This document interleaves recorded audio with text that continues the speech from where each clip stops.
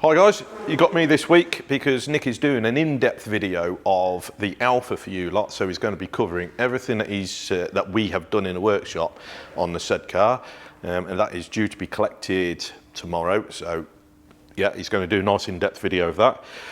The MGF is now back on the floor, the suspension's been recharged and we set the ride height to the customer specs. So now we're just going through the process of doing the heated seats. Then the interior can go back in. We're getting so close now. You can taste the finish, so close. So that's the state of the MGF. We are making a start on the Peugeot. So we're going through, basically we're just refinishing this. Customer's not too sure if the customer's done it or somebody else has done it. Just a bit of titivating, just a little bit of titivating. We're doing a new air filter for it, new intake for it, because this was the original airbox.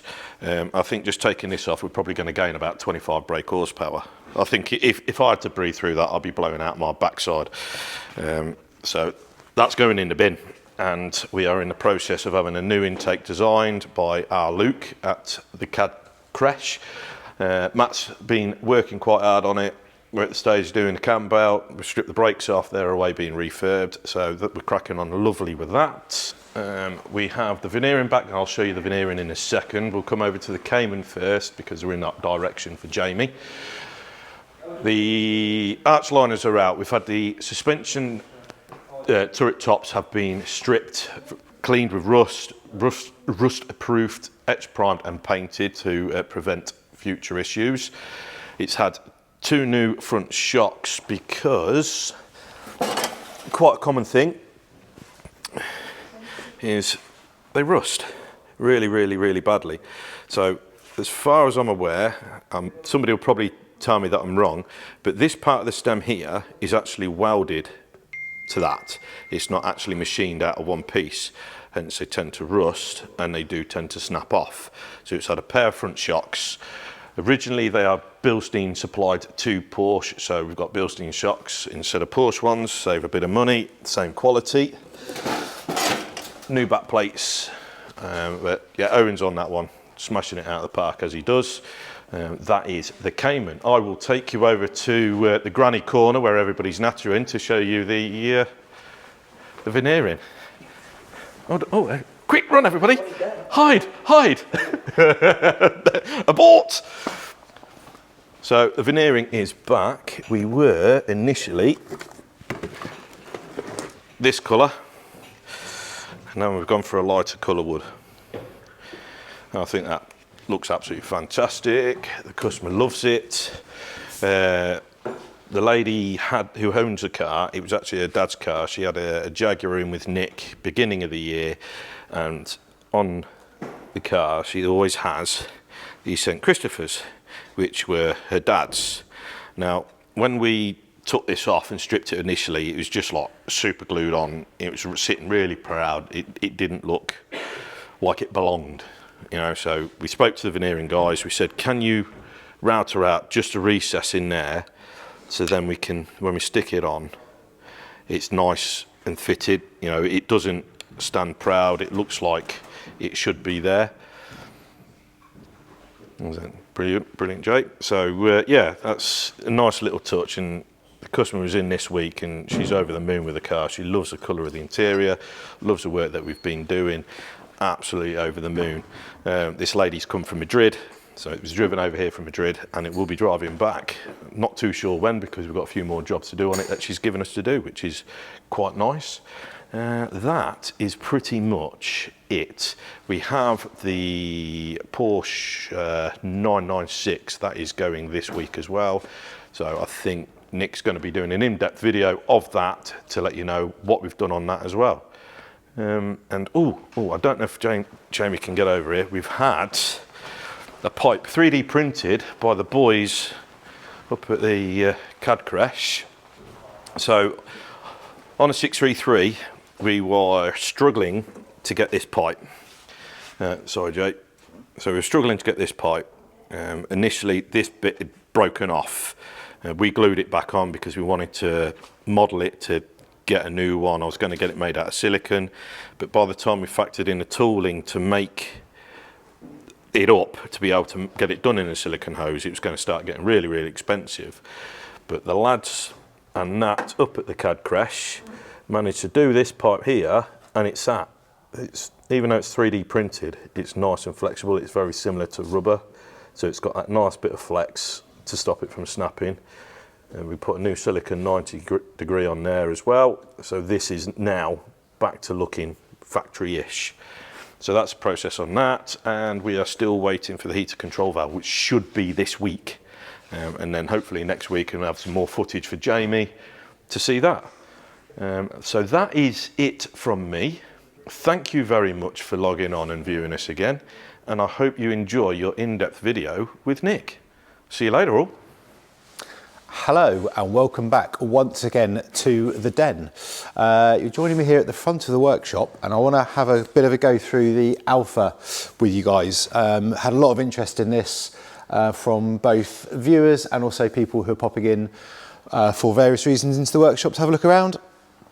So I just want to give you a bit of an overview of the story with the car, and then what we've done. We did a video a couple of weeks ago, 3 or 4 weeks ago. We did a bit of a deeper dive into everything we've done.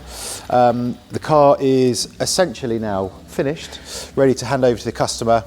So by the time you watch this, I'm expecting the customer to have been in and collected it and be very happy with it. So there's a few things very specifically the customer wanted to look at.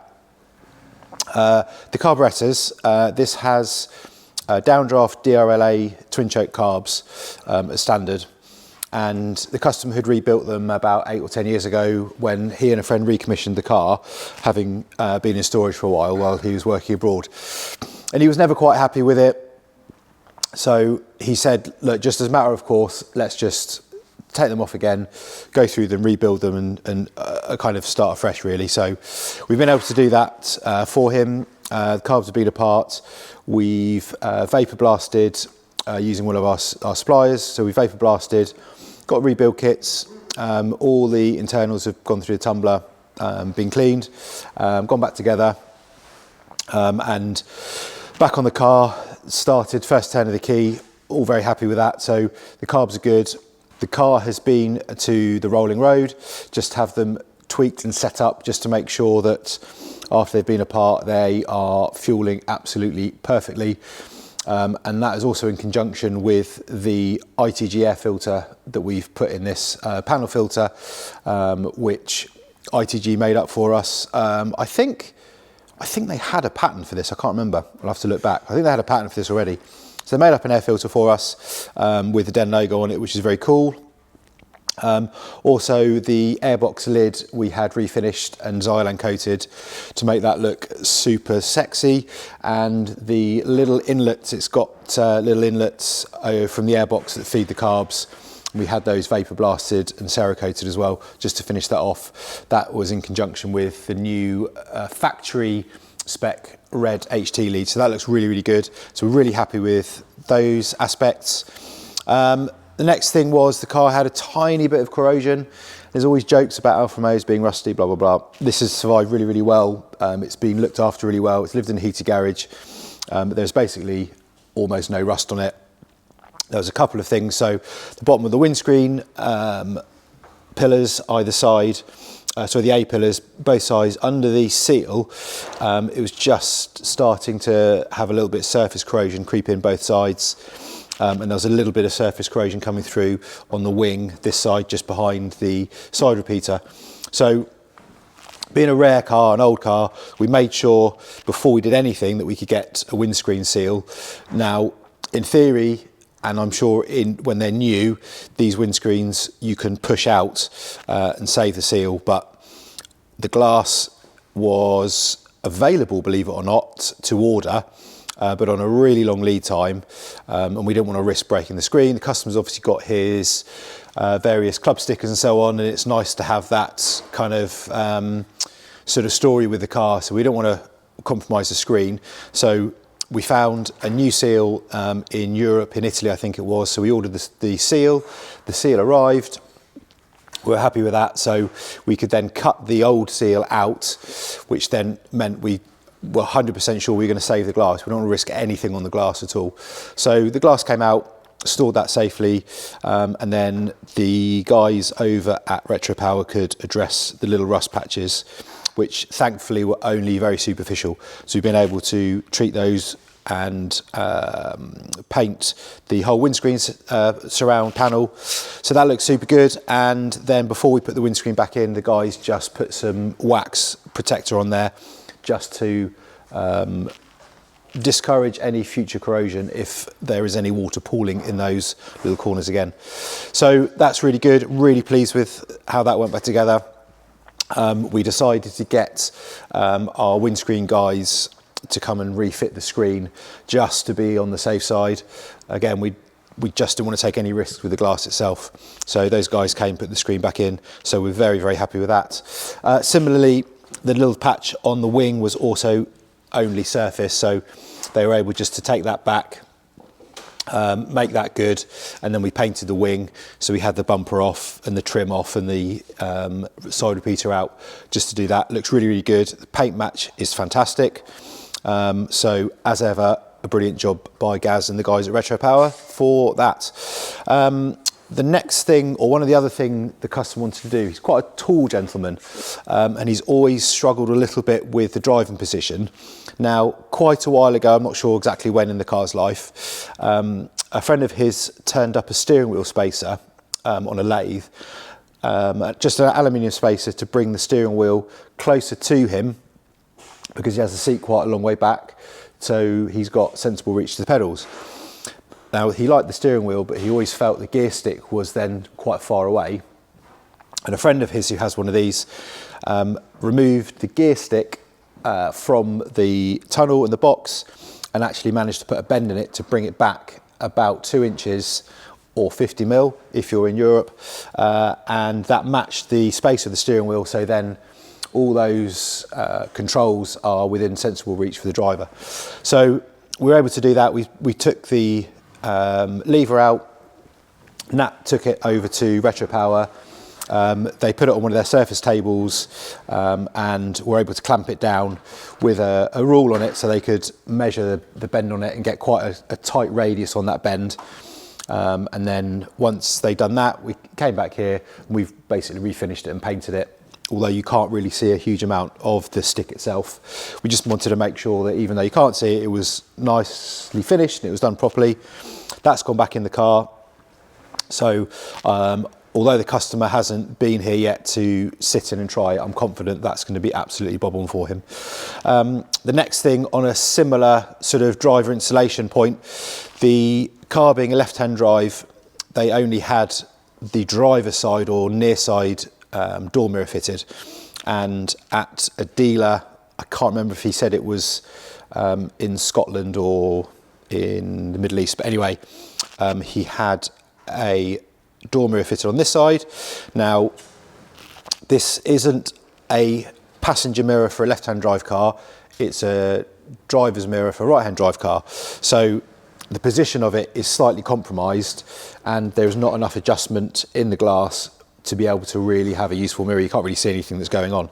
So he asked if we could look at a way to remount the mirror such that it becomes more effective and he can actually see behind the car through the mirror. So what that effectively entailed was making this wedge section that the mirror screws to, which then just pulls it out to give a bit more of an angle. Now, CAD Luke came over, he scanned the profile of the door, and took the measurements of the bolt hole fixings, and there's a big hole through the middle of it because this is an old school kind of cable operated adjuster on the glass. And we then mocked up and he did a prototype print of the wedge, as it's become affectionately known. We trial fitted that. And then we sat in the car with the seat in the owner's position, and actually it worked really, really well, and you can see much more out of the mirror to the back of the car. So we then went ahead and did the final print, and Luke very kindly just sanded this, and we've given it a coat of paint just to make it blend in. And actually, to be fair, you don't really notice it, and I came in the other morning and our Matt was refitting the trim inside where the knob goes through, and I sort of wandered over thinking, why are we in the door? I can't remember what we were doing on the door. And I said to Matt, what are you doing on the door, mate? And he said, oh, I'm just putting the door mirror on.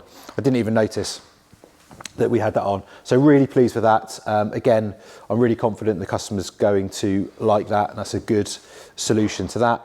You don't really notice it, but actually the fact that he can now see through that mirror is going to be a big thing for him. So we've been able to do that for him, which is great. So lastly, in terms of the driver, the original steering wheel, which is actually plastic rim but wood effect, the lacquer was coming off the top, and just through age and use, and the customer wanted us to refinish that. Now, the wood effect grain was actually embossed in the plastic, so we couldn't just sand off the lacquer because you'd lose that grain in the plastic. So we had a bit of a head scratch and spoke to a few people, and then actually a friend of Luke's who restores guitars, he's called Belbin Guitars, said, yeah, let me have a look, I'll see what I can do. So he does a lot of wood finishing, and there's various different types of plastics and composites that he deals with the guitars. So he was able to take off all the lacquer. He then dyed the plastic black, let that go off, and then was able just to kind of clean off the dye on the high spots, and it just left that grain sort of really visible.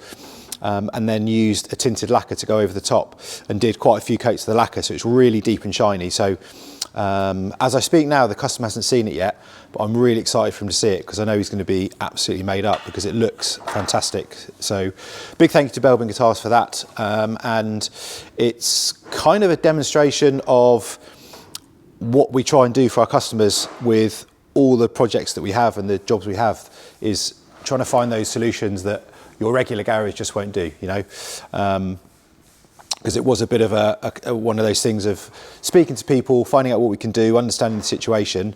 And although the guy who's ultimately done it isn't a car guy, we found someone with the right skills and the knowledge to be able to do that. So we are very pleased with that. So next, I know we touched on this briefly before. So the rear window channels, there was some surface corrosion on both sides, worse on the other side. And customer wanted to see if we could address that. So we were able to strip out these rear window channels. We took them to EMC, who very gently blast them, take that corrosion away, and then they are Xylan coated, which is a PTFE based coating. Looks really good. We weren't sure about how the finish was going to come out when we put them back on the car with this B pillar in the front door surround, the window surround on the front door, but actually we've not had to do anything with them. I think they look really good. They blend really well with the B pillar, which is a plastic bonded on section. Then the front window frames are actually all part of the door, so we couldn't really do anything too straightforward with that.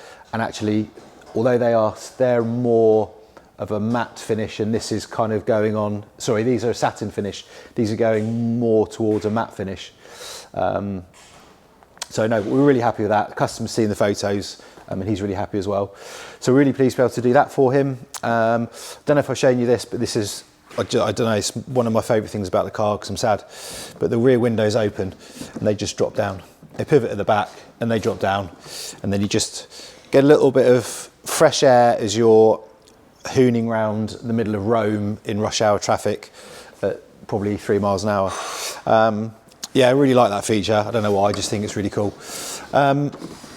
So the customer also was interested in having a wheel refurb. The wheels, they weren't bad, they weren't in desperate need.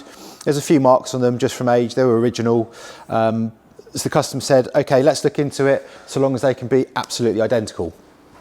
So I spoke to my wheel guy, took one of the wheels down to him for him to have a look, because he's absolutely fantastic, really, really helpful, and prides himself on doing the utmost he can to fulfill whatever we need to do.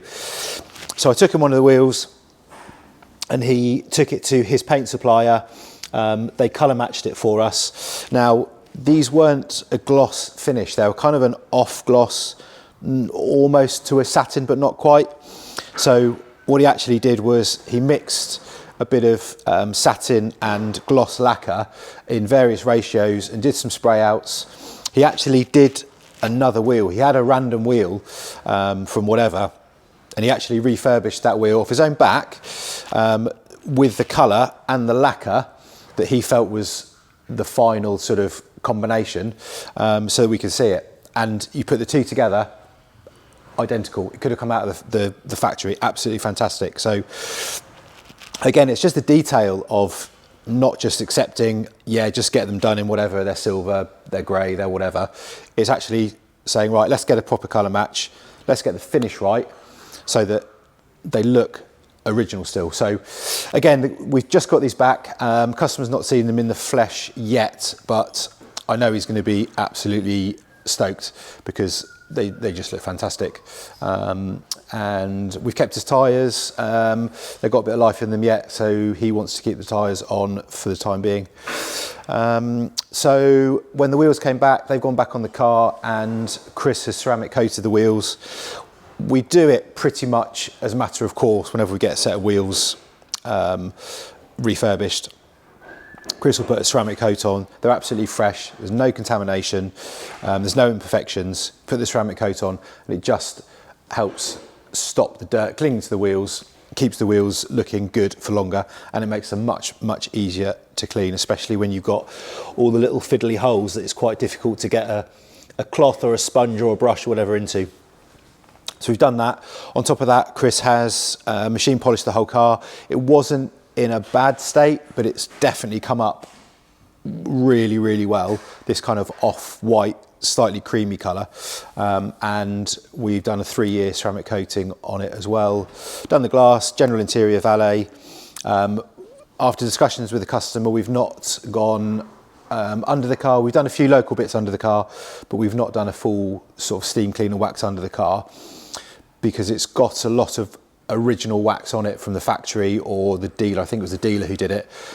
So we don't want to touch that because it's one of those situations where you start messing around with it and you end up making the situation worse, and actually you start introducing water and that steam into places where it's never been. And we didn't want to do that. We didn't really be responsible for creating problems, so we just like to fix them. So as part of the detailing package, we looked at the plastic rear light lenses. Over time, they often go quite hazy and they get sort of dull and very fine scratches. So I raised that with the customer as part of the detailing package, and he said, yeah, absolutely fine. But this is a really key detail. This has the original plastic screws in the light lenses. Now, he was saying how often, if he goes to a show, the real alpha nerds will look at the screws and say, oh, you've got the original plastic screws. So he said, yes, he's very happy for us to deal with the lights. He said, but don't take the screws out. So what we've actually done, what Chris did, was he actually masked up the screws just to protect them and not get them full of polish. We've then lightly machine polished the lenses. They look absolutely fantastic. Take the masking tape off and we've still got the original little plastic screws, which we are very proud of. We like that a lot, and that is the kind of detail that we'll go into, just to look after the customers, listen to what the customer's saying, just making sure we offer and we deliver what the customer wants. And in that case, it's the little plastic screws. So we are super happy with that. So aside from the mechanical and the detailing and the paint that we've been able to do, the other thing we can do here is the upholstery. So the customer reported to us that there was kind of like the dark, dusty foam disintegrating and making itself present around the bottom of the seat back. So we took the seats out. James upstairs was able to pull the covers off and see what was going on. And it was actually the thin foam backing on the fabric covers that through age just started disintegrating and coming out as that kind of fine sort of dust. So customer authorised us to strip the seats the covers off the seats. The foam's in really good condition, no issues there. And then James was able to cut and bond on to the fabric some, I think it was 3 or 6 mil high density foam, just to refinish that fabric, refit the covers to the seats, and they look like new. I still can't, even with the low mileage, I just can't go over how good the seats are still. So yeah, we got rid of that. James obviously then cleaned up all the dust, and then we've got those seats back in.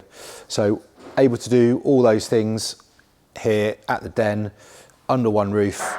All the mechanical, as I say, the paint and the body, the detailing, the wheel refurb, and the upholstery. So all those things under one roof. It's been really great to have this Alfa Sprint here. We're big fans of it. Really cool 1.5 boxer engine, just outstanding condition, and I'm very confident, as I say, that the customer's going to love it when he gets it back, and I hope that we'll be seeing it again in the future. There's not really anything left to do on it, to be honest, so we may see it, I don't know, for bits and bobs in the future if the customer wants to do any more work, but yeah, it's been a pleasure to have it here. So thank you for the customer for that, and yeah, that's all for now from me. So we'll see you next time at the Den. Cheers.